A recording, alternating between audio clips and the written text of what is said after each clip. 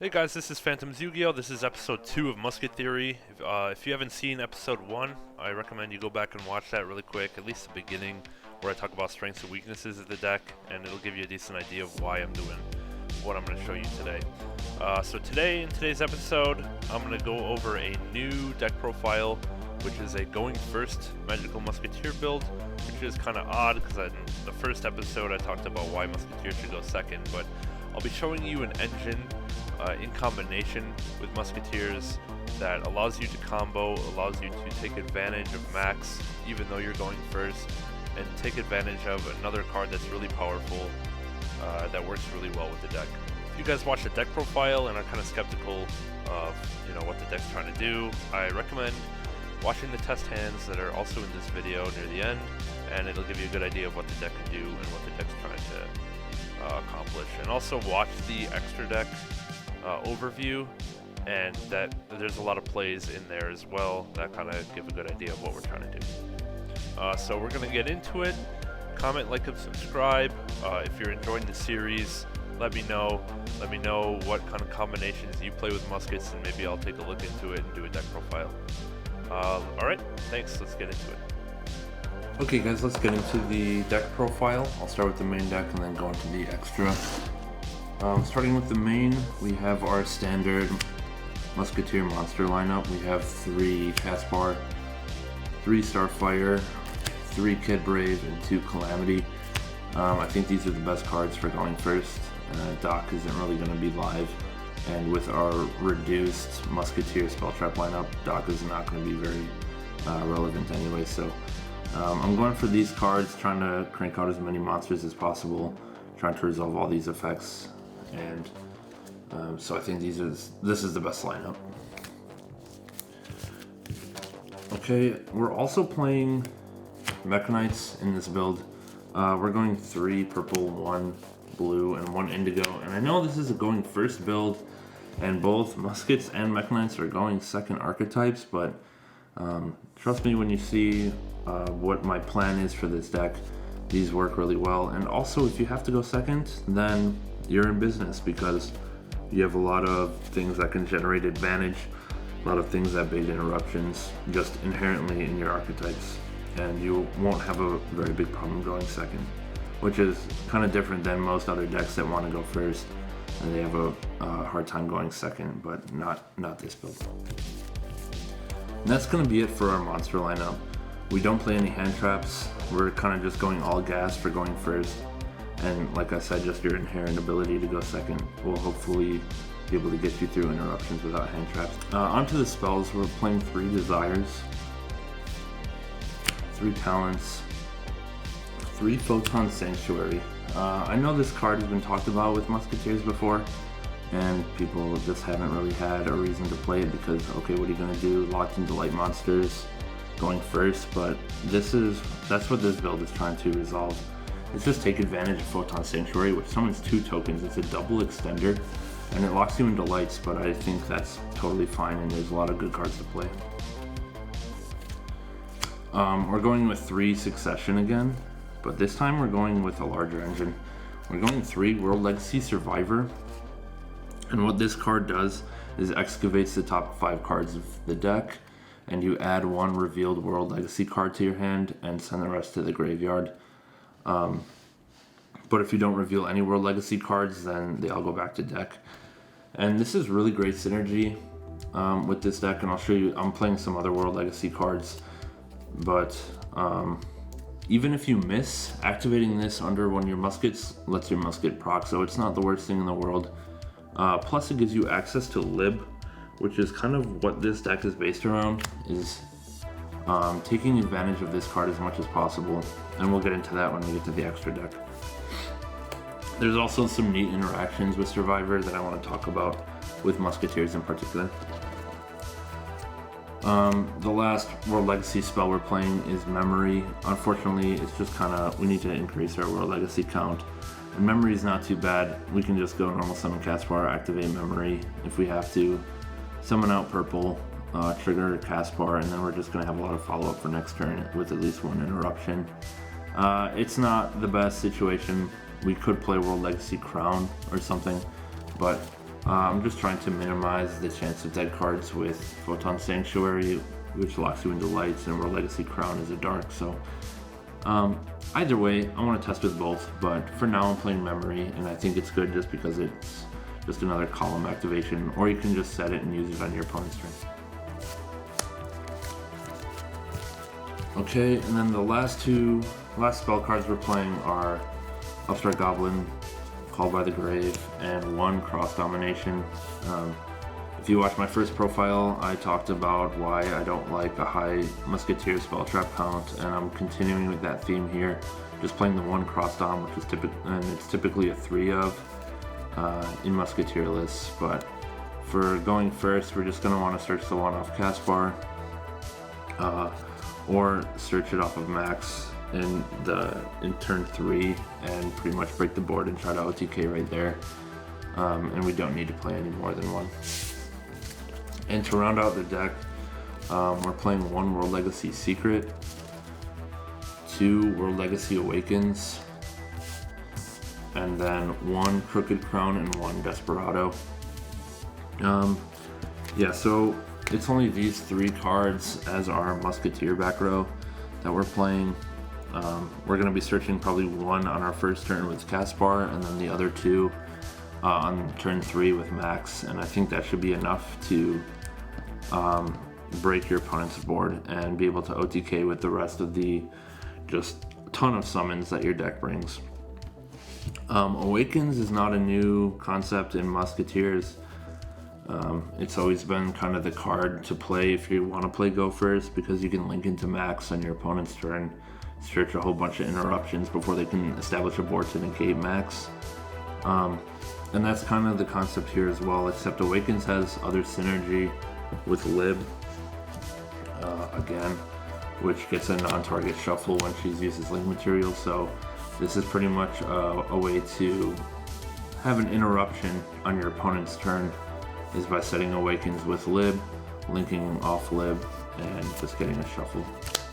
We're playing Secret because we're playing the Mech Knight package, and we can use a Mech Knight to extend. We're probably going to search Indigo, link it off for Lib, and Lib can set Secret as well if you already have Awakens. And then Secret reviving Indigo is a double monster negate, so that's another interaction.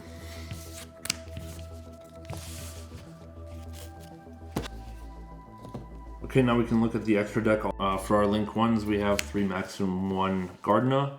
For Link 2s, we have 2 Lib, 1 Lina, 1 Morningstar, 1 Hip. For Link 3s, we're playing Unicorn and Trisbana. For Link 4s, we're playing Appaloosa, Avermax, and Boral Sword. And for our Link 5, we're playing Underworld Goddess. I'd like to fit in access code somewhere. Just testing Trisbana and Appaloosa now, but I'll probably cut one of those for access code, just because access code is too good not to play in a Link deck. But I want to give these ideas with Trisbana and Appaloosa a try. Okay guys, let's go through the extra deck next. We're going to be playing 3 Max. 3 is definitely needed because you're going to be using 1 on turn 1, probably to make a column for a Mech Knight, and then you're going to use 2 more on your next 2 turns. So I think 3 is definitely necessary. The next card is Lib. We're playing 2 Lib because this is the focus of the deck, basically. The whole main deck revolves around cranking out Lib, and a lot of the extra deck revolves around combos with Lib setting World Legacy Awakens to link summon on your opponent's turn.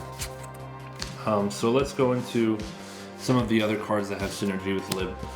The first one being Secure Gardena. This one's really simple. If all you can do is make Lib, you can just make Lib, link it off for Secure Gardena to get a non-target shuffle. Or you can do that on your opponent's turn. If all you can do is make Lib and set Awakens, you have a interruption right there. The next cards we're playing are Link 2s. These are just kind of combo pieces to OTK on turn 3. We have Lina to extend. A lot of people are playing light monsters like Valor, so we can extend with that. We're playing Hippo Shenanigans. Your whole deck is light monsters, so you get attack boost on everything. Allows for pretty easy OTKs. And then Morningstar can cycle out your dead World Legacy cards for more useful ones. Next for the Link 3s, we're playing one Nightmare Unicorn and one Topologic Trisbana. So these interactions with Lib are fairly simple. Well, Unicorns is anyway. I'll go through Trisbana next. So a lot of times we're going to have Lib set up with a monster here and set Awakens. And if we activate Awakens on your opponent's turn, we can link these two for Unicorn, and then go Lib Chainlink 1, Unicorn Chainlink 2, and discard, and that'll give us a non-target, or that'll give us a double shuffle with the Lib Shuffle Chain blocked, the non-target one. Or if it's better to order your Chainlinks the other way, you can go ahead and do that as well. The Trisbana interaction is actually really nice. So we're gonna be making Trisbana when we win die roll against the back row deck. And a lot of times our end board is gonna look something like this, where we have, say, Lib and two monsters here, and we're gonna have Lib set the Awakens under Starfire. So if we pass turn here, going first, and your opponent's playing back row, they might go, okay, set 4, set 5, pass. Now in end phase, we're going to activate Awakens, linking these two off for Trisbana. Your Lib will activate, so you'll be able to shuffle if they summon a monster, but your Starfire will also activate, and you'll be able to summon a Musket from deck to a zone Trisbana points to, and then Trisbana will activate, clearing their back row, and that's pretty much game. You've cleared all of your cards. So that's a really neat interaction with Trisbana that I like with this deck. For a very similar reason, say we're in the same situation here, where we made Trisbana, except they're not playing back row deck. This, Secrets can be, or Awakens can be anywhere, we'll put it there. Say they're playing combo, say they go, okay, they think we have Musketeer spell traps in hand, so those are our interruptions, and they drop Dark Ruler, or they droplet your Musket monsters. You say, okay, that's fine. And then, or if they don't do that, we can burn whatever Musket spell traps we do have. And then later we can go Awakens, link all of these off for an Appaloosa. So that's a 3 material Appaloosa after we've baited stuff, and it comes along with a non-target shuffle on summon. So that's a really strong play into combo decks if we go first and set up that board. And that board is very standard, so this is a fairly common occurrence. I'll go through the rest of it. Okay, we just have one Avermax, one Boral Sword, and one Underworld Goddess of the Closed World. So this is a light monster. This is kind of your boss monster if you're locked into Photon Sanctuary, light monster restriction, and it's really easy to go into with that. Boral Sword closes games out on turn 3, really easy to get 3 monsters on board. And then Underworld Goddess is a light, so with Photon Sanctuary, putting 2 monsters on board, and then your Musketeers probably also working. It's really easy to get 4 monsters on your side and being able to link 5. So this deck really easily deals with stuff that's, like the Ignister Link 6 that's unaffected by everything, for example, or like Dragoon or stuff like that. I also want to point out for that, for the Appaloosa or Trisbana boards where we have the Lib, and I said we had Starfire set here. This also works with Calamity, if this card is Calamity, except you would just, instead of summoning from deck, summon something from graveyard. So that's just a neat interaction here as well.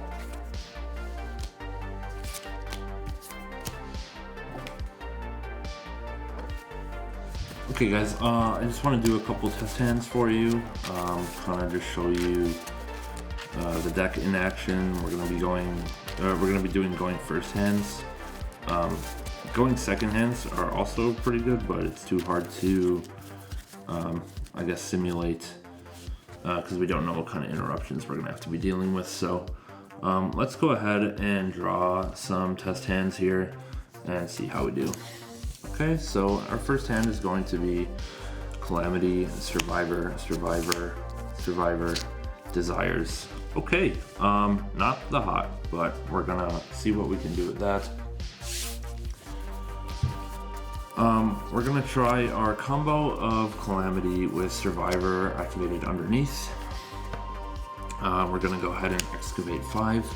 We get purple, purple, Sanctuary, Succession, and Starfire. So we're going to be adding Succession off of that. Survivor is gonna go to grave.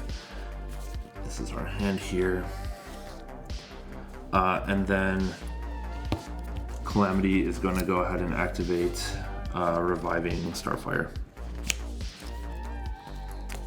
Okay, at this point we're gonna go ahead and link Calamity off for a max. So we have max here. And then the next thing we're gonna do is go ahead and activate Survivor, targeting Purple Nightfall. So, sorry, hard to keep everything in frame, but I'm grabbing from the grave here. Purple Nightfall is gonna come down to the zone under max.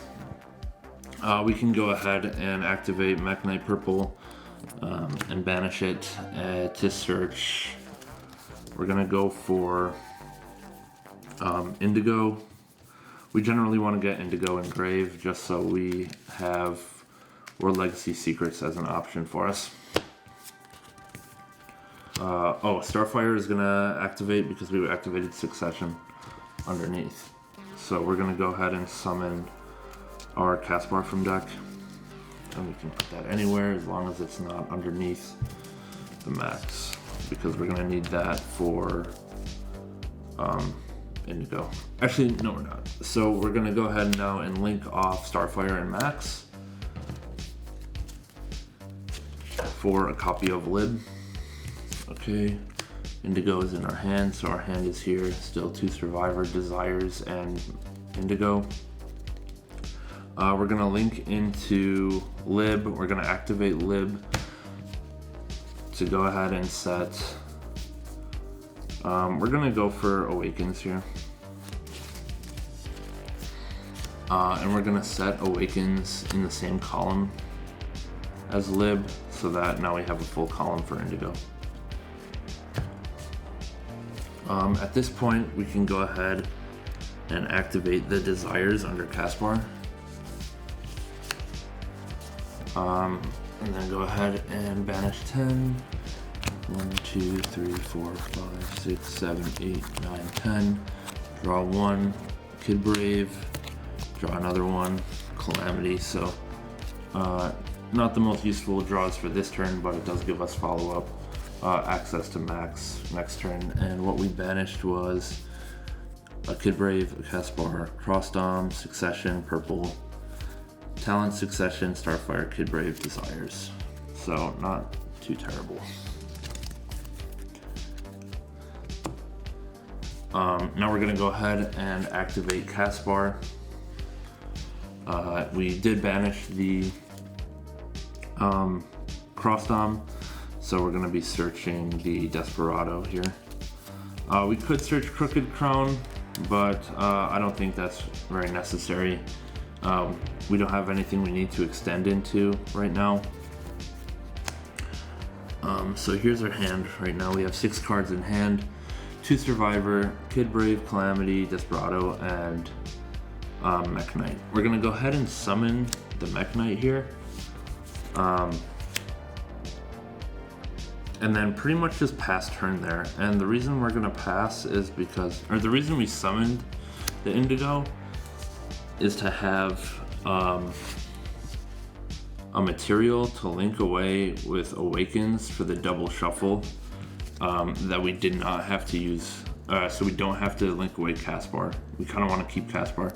We also have the option of just using Awakens on Caspar. Say we're playing against a back row deck or something, and they go ahead and set 4 or set 5. In the end phase, we can link away the Caspar into Max. Max would go here, and then it would just summon whatever Musketeer monsters we have left to our field, and then we can just start breaking boards with whatever we have there. So that was our first going first hand. We ended with Awakens for the double shuffle or the max. We have one Desperado. We have Mechanite Purple coming back next turn. We have two Muskets in hand to go into max, and we have two Survivor. There might not be very many World Legacy cards left in deck, but it doesn't matter. Survivor is going to just be an activation under one of the two Muskets in hand next turn, at the very least. So I'd say that was a pretty solid start for opening, I guess, 3 Survivors, so with 2 dead cards in hand. Okay, now I'm going to shuffle, and we can just do one more test hand. Okay, we're shuffled up. Let's go ahead and draw and see what we get in our hands. So we have Survivor, Upstart Goblin, Mechanite Purple, Caspar, and Desires. That's pretty darn good.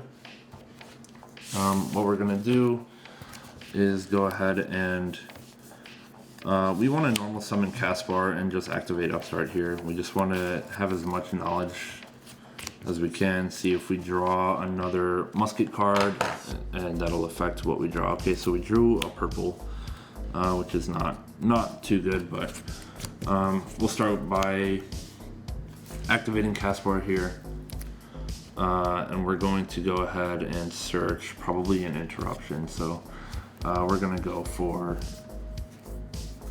Desperado. I like to default into Desperado because sometimes we can get World Legacy.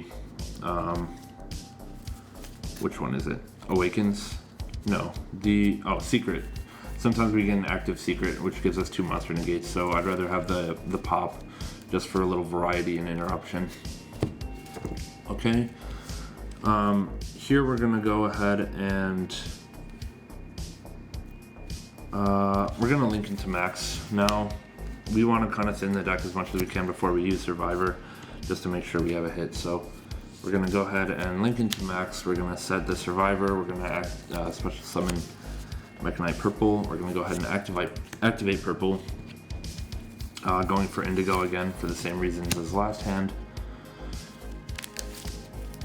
And now we're gonna go ahead and activate Survivor here. Okay, let's see what we get. We get Talents, Blue, Desires, Starfire, and Survivor. So pretty lousy mills. We do get the Survivor, and we do get to send these, but unfortunately we do not have any successions. Maybe what I should have done here, I probably should have just set Desires, summoned Eclipse, went into Morningstar. That probably would have been a better play here now that I think about it, but actually we can still do that.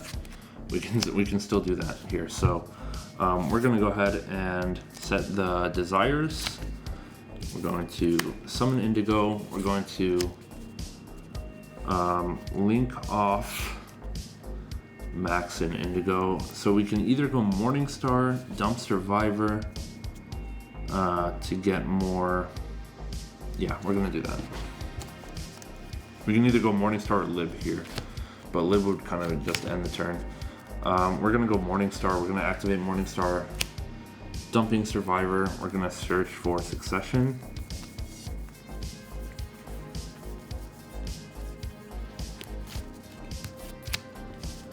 Okay, and now we can activate Succession. Let's think here. Unfortunately, the Desires is here. I think we should have set Desperado. Yeah. Okay. I misplayed. We should have set Desperado because now the Desires cannot be activated under a Musket card. So we're going to take that back really quick. We are going to instead set Desperado to make the column before. Now we can use Desires when we activate Succession, targeting the Starfire that went to grave from the Survivor before. so we're gonna go ahead and do that. Now we're gonna activate Desires under Starfire. Banish 10, 7, 8, 9, 10, draw 2. We got Calamity and Crooked Crown, which is kind of convenient. Let's see what we banished. Photon Sanctuary, Talents, Kid Brave, Awaken, Sanctuary, Secret, Talent, Crossed on Memory, Sanctuary. Okay, so the only World Legacy trap we have is our second copy of Awaken, so when we go into Lib, we're going to need that. Okay. Now Starfire is going to activate for us. We can go for... did we use Caspar this turn? Did we start with Caspar? Yes, we did. Okay, so what do we have live? We can go for Kid Brave here. We'll summon the Kid Brave probably over here. We want to make sure the columns are clear. We usually keep this zone clear because we're going to summon Lib pointing here sometimes. So, okay, now we have Kid Brave active.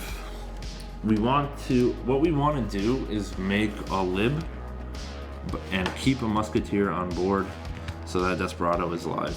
So what we're going to do is go ahead and activate Crooked Crown under the Kid Brave, not use the effects, we're just going to use it as an activation. We're going to go Kid Brave, discard Calamity to draw 2. We got Succession and Caspar, which is really nice follow-up for next turn. And then we're going to go ahead and just link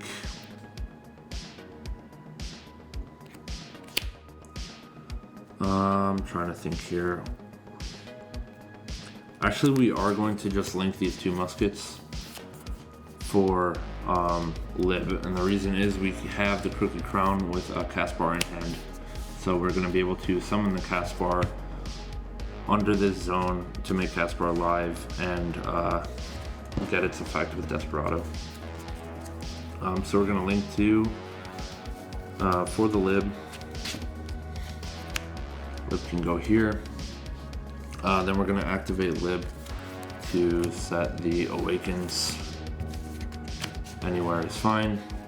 And that'll be it. So our interruptions right now are going to be, we're going to have a Desperado when we summon the Caspar. And we're going to have a non-target double shuffle by linking Lib and Morningstar, or we can just have a non-target single shuffle by linking Lib into Secure Gardna. So that's 2 interruptions. We have follow-up for next turn. We have a purple in hand. We have a purple coming back. Remember we banished a purple earlier to search Indigo. And that's about it. We have kind of a towers here with Morningstar. So it's not the best board. It's not as good as our first hand, I don't think, but it's still pretty decent for a going first Musket deck. Okay guys, that was the deck profile and test hands. I hope you enjoyed them. Here's the deck overall, so you can see the whole thing at once. Let me know what you guys think. Leave a comment in the comments below. There's a couple things I am testing that I'm not 100% sold on. Mostly World Legacy Memory right here, and then a couple of the extra deck options. There's a lot of flexibility there. If I could play 18 cards, that'd be awesome. I'd play Access Code, Nightmare Phoenix, and maybe Nightmare Griffin or something as a nice tech. But we can't, so I'm still testing, gonna see what comes up, see what I miss, see if I want Access Code instead of Appaloosa or something, and we'll see how it goes. So give this deck a try. I know it's outlandish, and people are gonna say, "Oh, I don't know what that card does" when they see World Legacy Survivor, but still, it's fun. People won't know what to hit against it because they don't know what you're trying to do, which is a really nice advantage, to be honest. So give it a go. Let me know how it works for you, and let me know what you think. All right, we'll catch you in episode 3.